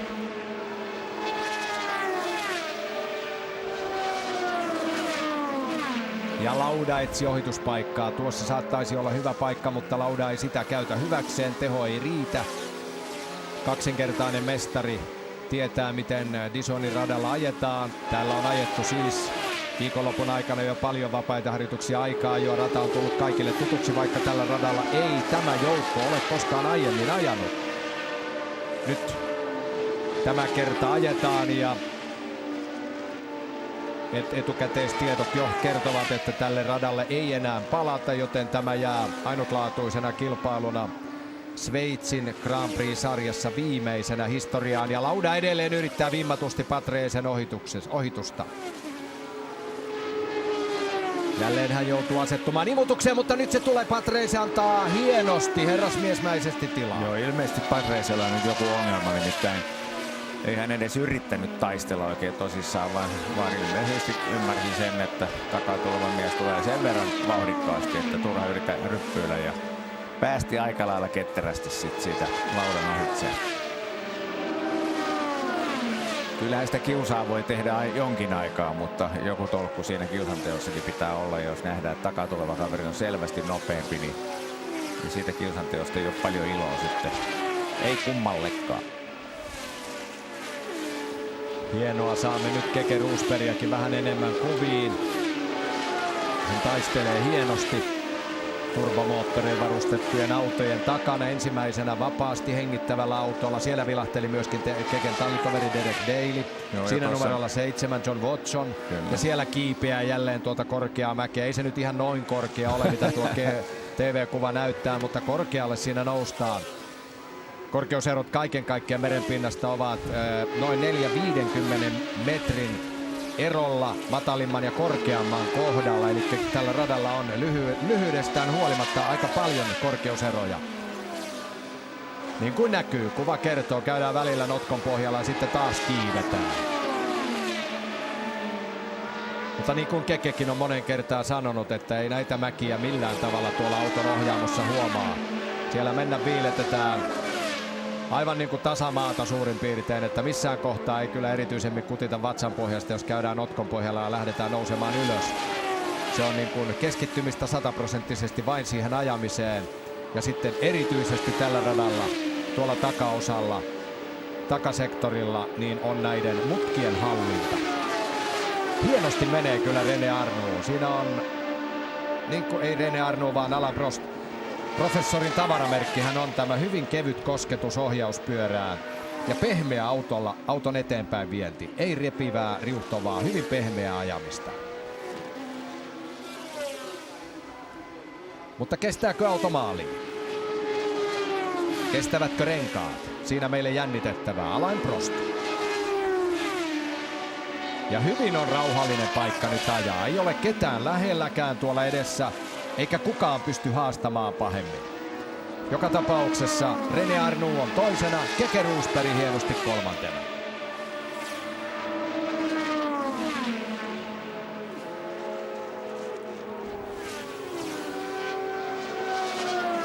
Muutamin kohdin tulee selvästi myöskin pilvisempiä alueita. Muutama kumpupilvi osuu kohdalle ja se on aina selvää, että isompi pilvialue saattaa hiukan viilentää tuon radan pintaa ja antaa kenties sitten vähän enemmän pitoa niille kohdin, vai oliko se päinvastoin? Ennen kaikkea moottorille se on aina pieni helpotus, kun tuo ilman lämpötila vähänkin tulee viileämmäksi. Silloin moottori saa vähän enemmän ilmaa keuhkoihinsa ja sitä kautta niin moottori toimii vähän paremmin. Kauden 14 Formula 1 MM-osakilpailu. Tämän jälkeen vielä jännittävät 2 kilpailua. Monza 12.9. ja kauden päätöskilpailu kaukana Kaliforniassa. Pelikasinoiden ja pelihimoisten luvatussa kaupungissa Las Vegasissa 25. syyskuuta. Tuttuja miehiä edelleen. Prost, Arnoux, Rosberg, Lauda, Piquet, Patrese. Patrese ei jäänyt jo kierroksen kärjelle. Aika yllättävää ottaa huomioon kuitenkin, kuinka hyvin Nelson Piquetin auto on tuolla toiminut. En tiedä sitten viittaisiko se siihen, että Patresella on jonkin sortin ongelma autossaan, mutta kyyti ei ole ihan niin kylmää kuin tuolla kärkikolmikolla. Bruno Giacomelli, italialaiskuljettaja, ei mahdu 6 parhaimman joukkoon. Eikä tämä kausi ole suuremmin riemua tarjonnut muutoinkaan Alfa Romeolle. Mutta siellä sitten omaa keskinäistä taistelua käydään. Siellä menee kuitenkin sitten, oliko René Arnoux ja hänen takanaan. Ei kyllä siinä René... Taitaa olla Prost. Ei kyllä se on René Arnoux. René Arnoux aivan oikein. Väijyy noita kierroksella ohitettavia, jotain 2 kappaletta siinä edessään.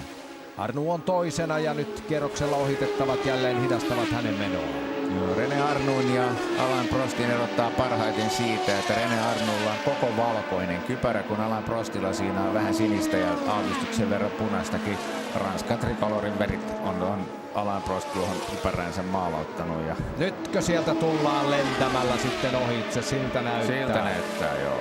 Se on nyt tapahtunut ja René Arnoux. Hyvin tärkeä. René Arnoux siinä vähän parantaa sijoitusta. Jos katsellaan kuljettajan autojen numeroita, niin säilyttää sijoituksensa ohitti kierroksella.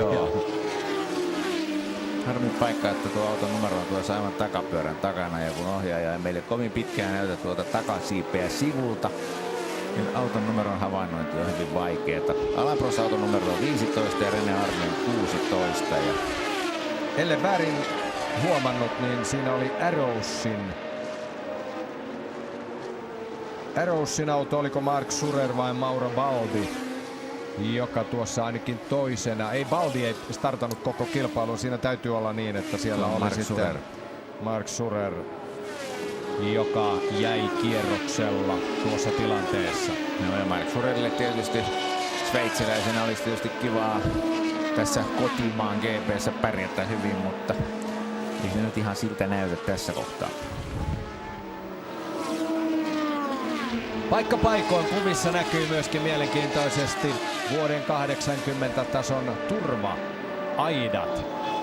Vuonna 82 kaikilla radoilla pääasiallisena auton hidastavina elementteinä käytettiin reunamilla tällaista turvaverkkoa. Joko se oli kolminkertainen muutamin metrin välein tai sitten kaksinkertainen riippuen vähän mutkapaikoista, mutta niihin verkkoihin kun auto ajoi, niin kyllä se yleensä sitten jossakin vaiheessa pysähtyy ennen kuin se törmää teräksisiin kaiteisiin tai betonimuuriin. Se on ihan totta, ja kyllä toi tietysti oli omalla tavallaan karua katseltavaa Zolderissa, kun Gilles Villeneuve paiskautui Ferrarista ulos ja paiskautui sitten itse asiassa sen karmean näköisen kolorin jälkeen niin niihin turvaverkkoihin ja sitten mainio kanadalaiskuljettaja menehtyi sitten siinä onnettomuudessa ja siinä oli omalla tavallaan, kuinka nyt sanoisin, traagisella tavalla tuli näytille, kuinka nuo verkot toimivat silloin, kun sinne rikki menneet autot menee tai autosta ulos paiskautuneet kuljettajat.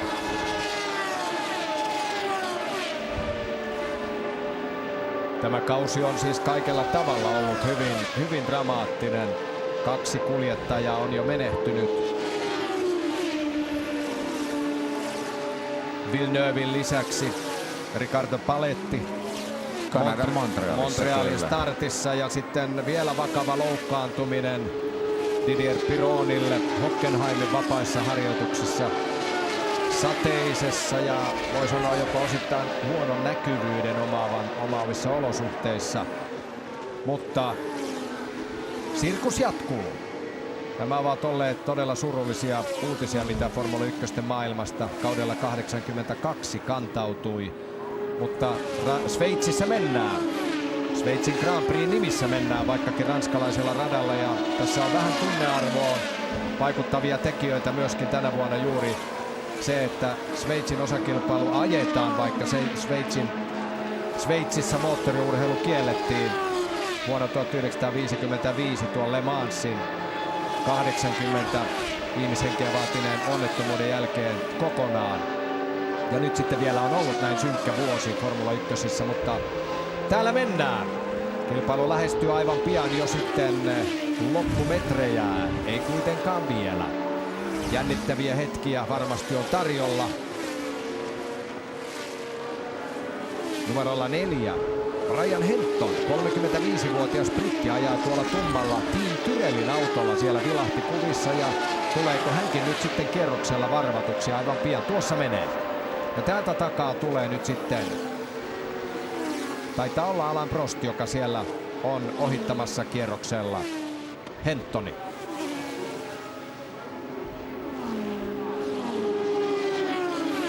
Voi sanoa, että ikä ei kovin paljon nyt vuonna 1982 paina. Täällä on sarjassa hyvinkin paljon kokeneita kuljettajia. 35-vuotias Henton muun muassa. 36-vuotias Jean-Pierre Jarier. Ja sitten katsotaan vielä Jacques Lafitte, 38-vuotias. Ja nyt sitten Eddie Seaver. Eddie Seaver joutuu keskeyttämään. Kyllä, ja se tarkoittaa käytännössä sitä, että matkaa maaliin on enää 10 kierrosta. Eddie Seaverille tuli ajettuja kierroksia 70 täyteen ja nyt on matkaa maaliin 10 kierrosta. Täydennetään vielä tätä ikäjakaumaa tässä. 34 vuotta myöskin Keke Roosbergilla ikää.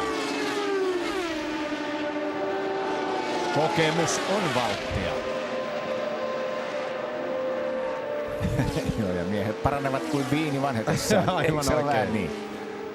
Ei, kyllähän näillä autoilla ajettaessa niin kokemuksesta on valtava hyöty ja ei mikään ihme, että tuolla mitään rakanokkaisia pikkupoikia ei ole näitä autoja päässyt ajamaan, vaan kaikki ovat käyneet kovan koulun läpi, että ovat saaneet nuo ajopaikat näistä autoista ja kyllä se näkyy siinäkin, että tuo kuljettajien keski-ikä on yllättävän korkea.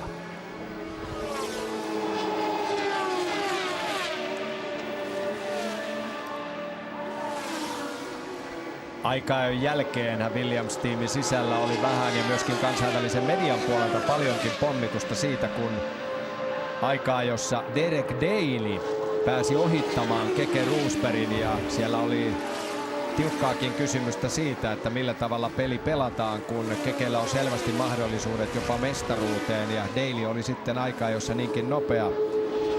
Mutta Keke Roosberg näytti jo sitten, niin kuin hän sanoi jo etukäteenkin, että ilman muuta Derek saa antaa tietä. Ja Keke sanoi jo ennen kilpailua, että minä ohitan hänet jo ennen ensimmäistä mutkaa. Ja niinhän siinä tuli käymään. Iisalmen suuri mies on ollut aina hyvin päämäärätietoinen. Ja kyllähän sekin kertoo kaiken, että ennen tätä kilpailua Derek Dalylla oli kasassa 7 pistettä. Kun Kekellä niitä pisteitä on 31, eli kyllä se vähän määrää ton marssijärjestyksenkin aika lailla selvästi. Mitäs siellä nyt näyttää olevan? Ilmassa savua tai hiekkapölyä. Tässä olemme sitten René Arnoux kyydissä.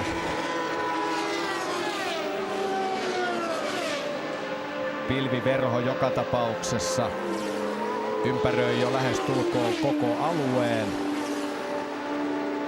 Ja sitä kautta turbomoottoreilla ajavat erityisesti, no kyllä se on kaikille näille moottoreille se on suuri helpotus. Ja mielenkiintoista on nyt sitten nähdä, että missä vaiheessa Keke pystyy parantelemaan asemiaan. Tässä on nyt aika lailla pitkään ajettu hyvin jäätyneessä tilanteessa Prost, Arnoux, Roosberg. Mutta palkintokorokkeelle ollaan menossa. Tämä näyttää todella hyvältä siinä mielessä, että palkintokorokkeella on oltu monta kertaa, mutta voittoihin ei vielä suomalaiskuljettaja ole koskaan yltänyt Formula 1:ssä ja jonain päivänä se varmasti sieltä tulee. Siinä menee edessäni René Arnoux ja nyt hän on päässyt Hentonista ohitse. Hänkin Ja kaksoisjohto on Renaultlla edelleen tiukasti käsissä. Ja missä on sitten Keke? Mahtuuko Keke mukavasti vielä kenties samoihin kuviin jossakin vaiheessa?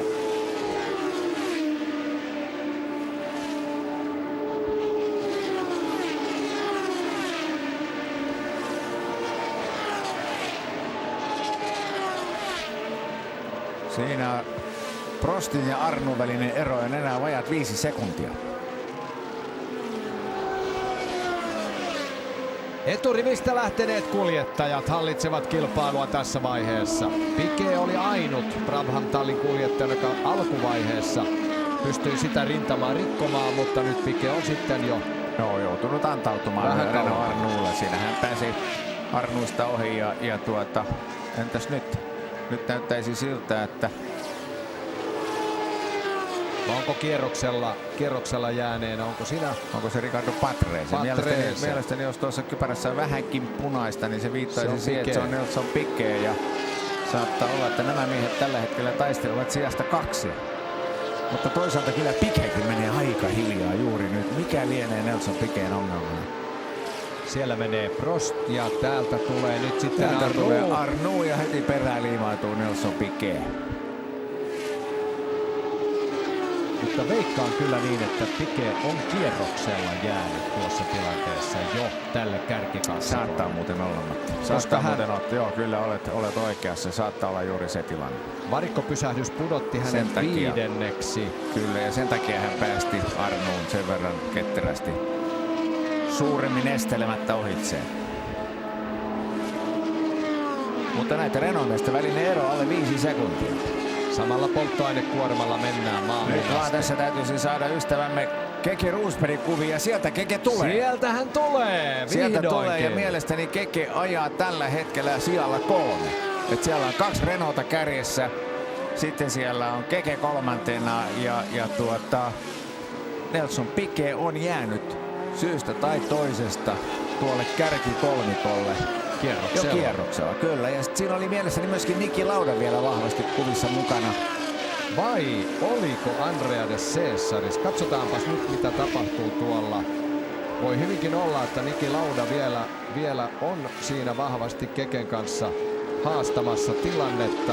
Siellä menevät Renault-kuljettajat ja ranskalainen ohjaaja luonnollisesti seuraa oman maan kuljettajia, oman maan autoteollisuuden merkkituotetta. Ja näin kierrokset vanhenevat. Vähän reilu minuutti menee tuohon yhteen kierrokseen, ja mitä kevyemmäksi autot tulevat, sitä nopeammin tuolla radalla mennään. Tosin renkaiden kuluminen vähän jarruttaa. Ja siellä oli nyt sitten hyvin läheltä piti tilanne. Ohituspaikka Prostille. Siinä Arnoux. Lähellä mennään. Ja heidän välinen eronsa on vain 4 sekuntia. Kyllä.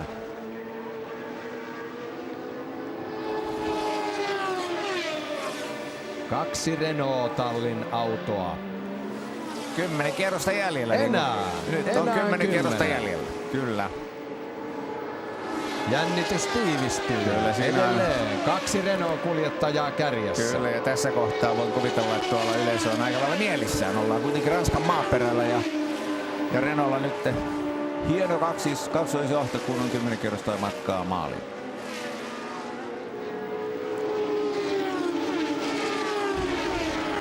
Jännittäväksi tämä menee. Kaiken kaikkiaan ajetaan siis 80 kierrosta.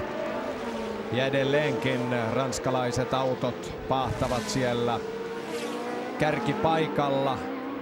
Jälleen kierroksella ohitettava, jälleen punavalkoinen auto. Onko se Watson vai ei? Se on Alfa Romeo, joka siinä ohitettiin. Ja täältä tulee sitten Keke Rosberg. Ja ei ole Keke kaukana enää Renault-kaksikosta. Ja siellä takana on Piquet tuossa, mutta Kekekin on hänet ohittanut jo kierroksella. Kyllä. Nyt saadaan pikkuhiljaa nauttia vähänkin myös Keke Rosbergin ajolinjoista. Ja nyt olisi kiva näyttää, jos ohjaaja näyttäisi meille, että mikä tuo miesten välinen aikaero todellisuudessa tällä hetkellä tuolla radalla on. Tässä tulee mielestäni Alain Prost.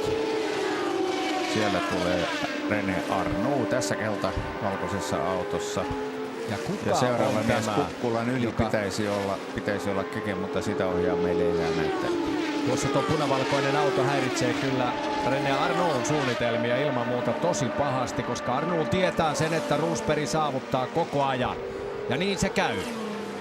Siinä on Andrea de Cesaris käsittääkseni tuossa Alfa Romeolla, mutta hyvin pääsee myöskin René Arnoul hänestä ohitse. Kyllä. Mutta mikä on sitten Keken tilanne? Keke on hienosti takana. Tuntuu siltä, että Keke ottaa nyt koko ajan kiinni Renault-kaksikkoa.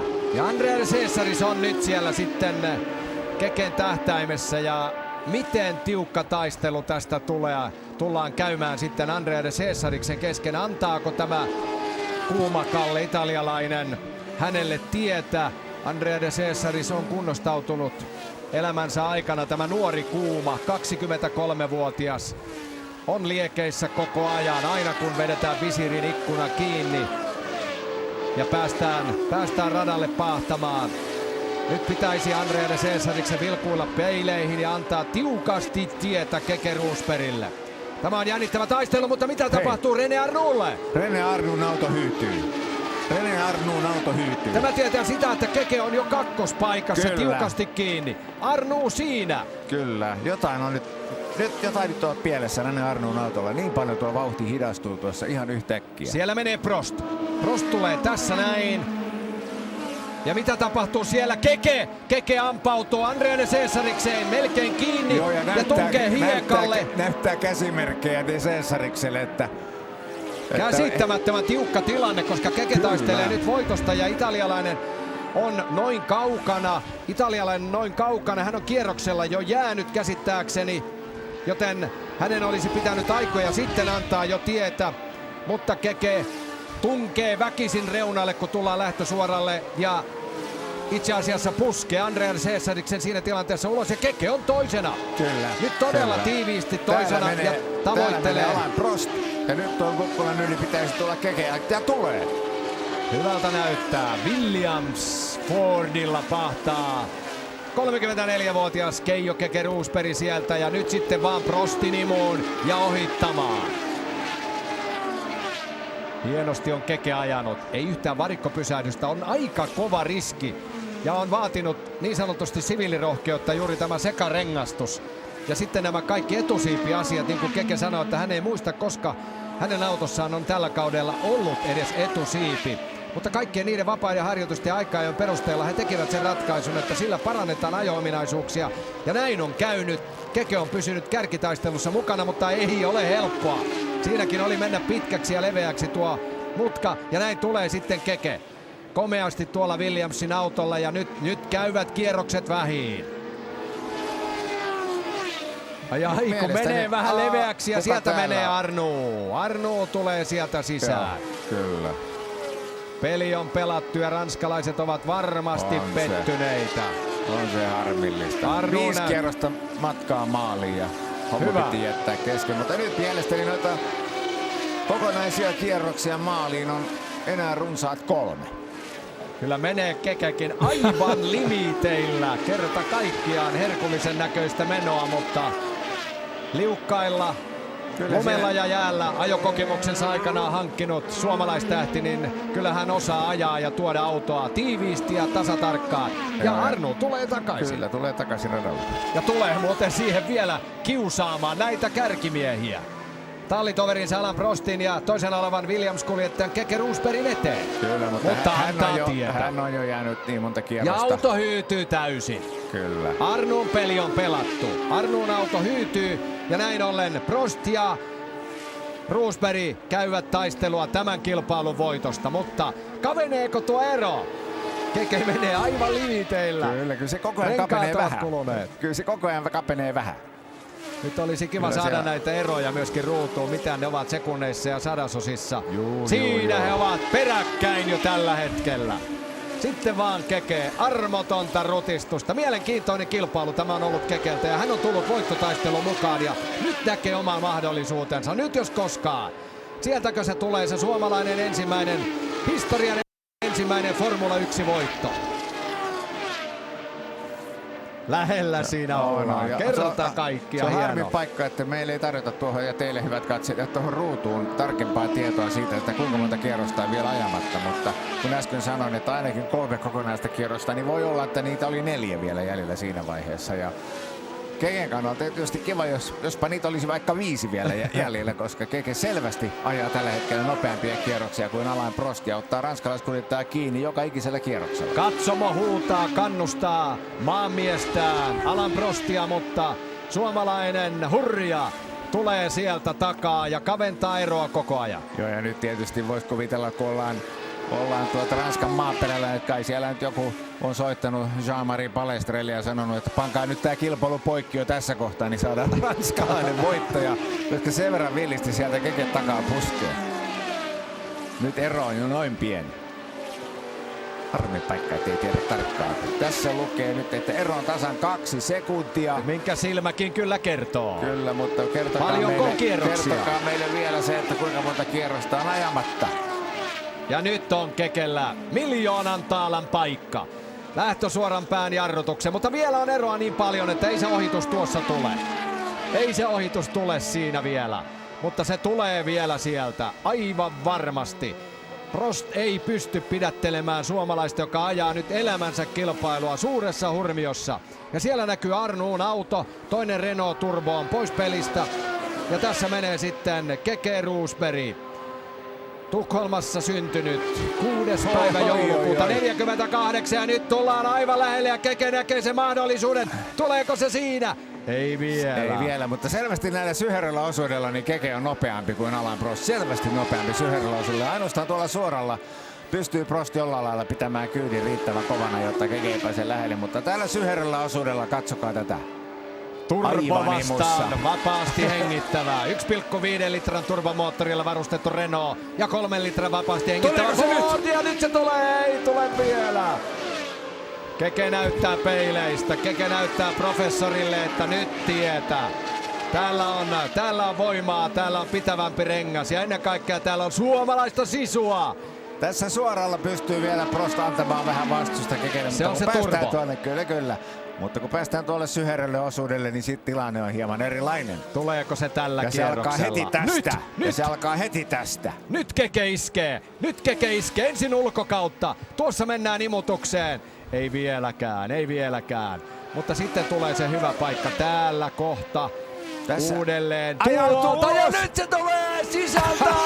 Ai kun on mannaa. Siinä Prost ajautui hetken aikaa vähän aikaa ulos ajolinjalta ja Keke kuittasi välittömästi. Se oli loistava veto. Vaikka sitä on niin monta kertaa muisteltu, niin kiva se on nähdä. Ja Prost yrittää vielä härnätä kaikin keinoin. Frank Williams ja koko laaja esikunta hyppivät riemusta siellä. Keke Roosberg on ottamassa ensimmäisen voiton tällä kaudella. Ja katsokaa mikä ero. Ollaan viimeisellä kierroksella. Saman tien se venähtää. Tosin Prost voi myöskin löysätä tässä tilanteessa. Kukaan ei enää tule takaa. Ja kun hän heti huomasi, että mitään mahdollisuuksia ei ole enää Keken kuittaamiseksi tuossa tilanteessa, niin peli on sitä myöten selvää. Vielä jatkuu ajaminen. Vielä jatkuu. Onko tämä se viimeinen kierros? Ja siellä ovat jo ratamiehet hermostuksissa juoksemassa tuonne radalle. Tarina tietää kertoa, että kilpailun maalituomari oli niin kuin Erkki Mustakari jo tässä vihjaili. 2 kierrosta ennen maaliin tuloa valmiina liputtamaan kilpailu päättyneeksi silloin kun Prost johti. Mutta Williams-tallin päämekanikko Frank Döni, eli tasan kierros aikaisemmin, Frank Döni, Keken kilpailuinsinööri, meni naputtamaan ruutulippumiestä, että Sir, vielä on 2 kierrosta.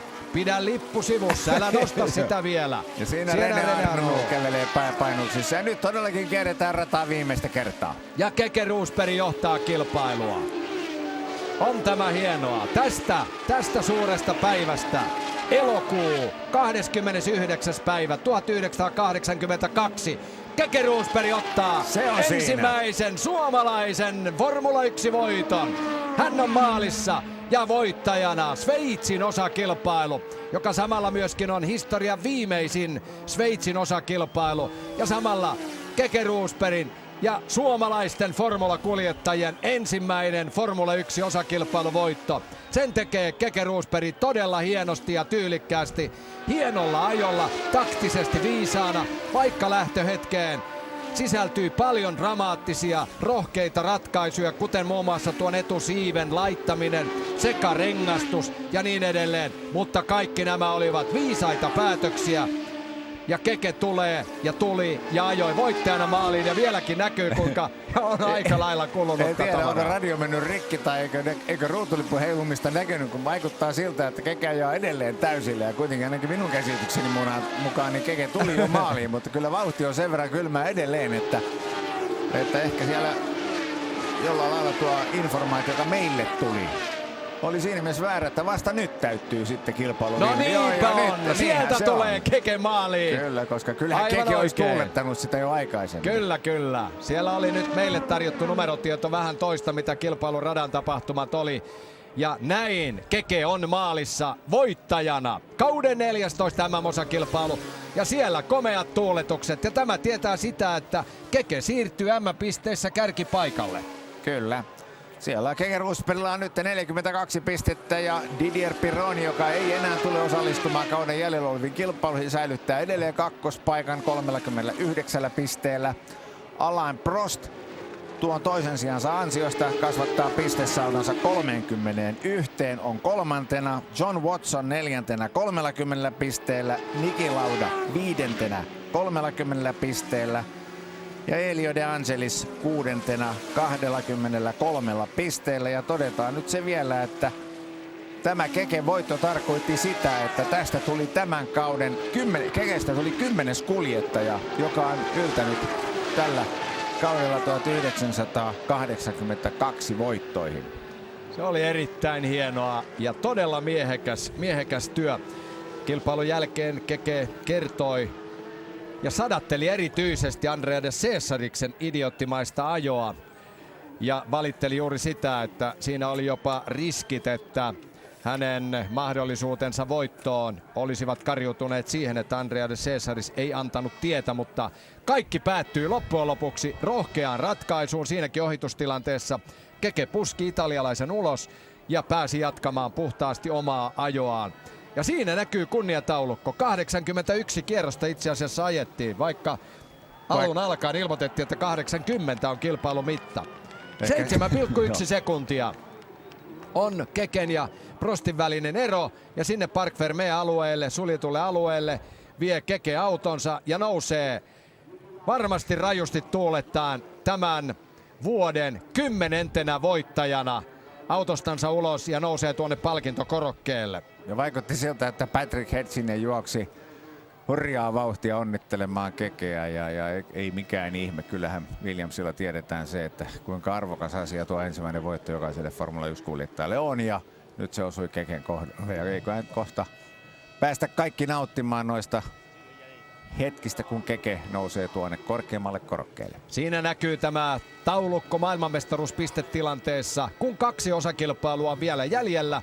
2 viikon kuluttua Monza ja sitten myöhemmin syyskuun loppupuolella on kauden päätöskilpailu Las Vegasissa, Kaliforniassa, USAssa. Jos katsotaan, että Kekellä on 42 pinnaa, ainoa mies, joka häntä noista voi uhkaa, niin on Alain Prost 31 pisteellä. Siinä on 9 pisteen ero. Ja 10 pisteen päässä sitten John Watson, mikäli oikein tuossa näin. Niin periaatteessa Kekelle riittää Monzassa 5. sija, niin hän varmistaa maailmanmestaruuden.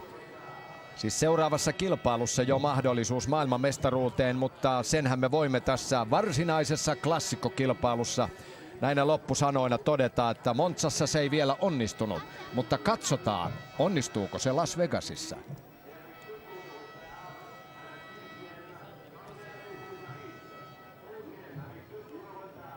Varikolta ja katsomoista pääsevät nyt katselijat tuonne lähtösuoralle. Mutta sen verran vaikeaa se näyttää olevan noiden aitojen yli kiipeäminen, että niin kuin se on aina kautta aikojen ollut. Kyllä, ja samanlaista hurmiota, mitä olemme vuosien saatossa nähneet tuolla Italian Monzassa, niin ei näköjään tarjota meille täällä Ranskan Dijonin radalla, mutta mitäpä tuosta. Tuskin sillä nyt niin suuri merkitys on, että onko tuossa palkintopallin edessä 100 ihmistä, 1000 ihmistä tai 100 000 ihmistä. Keke Rosbergia lämmittää tieto siitä, että juuri tällä hetkellä Keke Rosberg on maailman paras Formula 1-kuljettaja. Juuri näin. Maailman paras Formula 1-kuljettaja. Johtaa M-pisteissä, ajoi loistavan, vakuuttavan kilpailun ja toi Williams-autonsa ykkösenä ruutulipulle. Se oli kyllä hieno kilpailu, hieno suoritus Kekeltä ja yllätti kyllä monet asiantuntijat. Eletään edelleen turboaikakautta ja hyvin vahvasti sitä. Ja Keke tuo vapaasti hengittävällä Fordilla tuon Williams-autonsa ykkösenä ruutulipulle. Niin kyllä siinä vähän Renaultin puolellakin ja Brabhamin puolella pistettiin porukka polvilleen. Joo, vaikea sanoa mikä siinä vaikutti siihen, että Alain Prost ei pystynyt enää vastustamaan lopussa. Tässä taitaa tulla tuo ratkaiseva ohitus. Alain Prostilla on ilmeisesti renkaat niin loppu. Hän liukuu ulos tuolta sisältä ajolinjalta ja sen hyväksi käyttää Keke tällä lailla. Tarttuuko hyeenä tuohon tilanteeseen nälkäisenä? Ja homma on sillä selvä. Ja lyö Prostin ja se on maukas pala. Ja sitten on se suuri hetki. Suomalainen kuljettaja nousee ensimmäistä kertaa korkeimmalle korokkeelle, palkintokorokkeelle. Näin hän sinne kiipeää. Saa vielä pullollisen vettä ja pääsee sitten huikkaamaan. Keke Rosberg on Sveitsin Grand Prixin, historian viimeisen Sveitsin Grand Prixin, voisiko sanoa jopa ylivoimainen voittaja. Taitavalla hienolla työllä tehty suoritus. Näin Keke on nousemassa ykköspaikalle. Ei nyt ihan vielä, siellä nopeimmat toimittajat ehtivät jo tuossa vaiheessa ottamaan kommentit. Kyllä. Väkeä on paljon, palkintokorokkeella on vielä niin kuin tyhjää. Sinne odotetaan todennäköisesti kakkos- ja kolmospaikan kuljettajia. Nyt voi Keke tämän kilpailun jälkeen sanoa Jackie Stewartille, että ei tarvitse ajaa viiksiä. Vauhti on kovaa.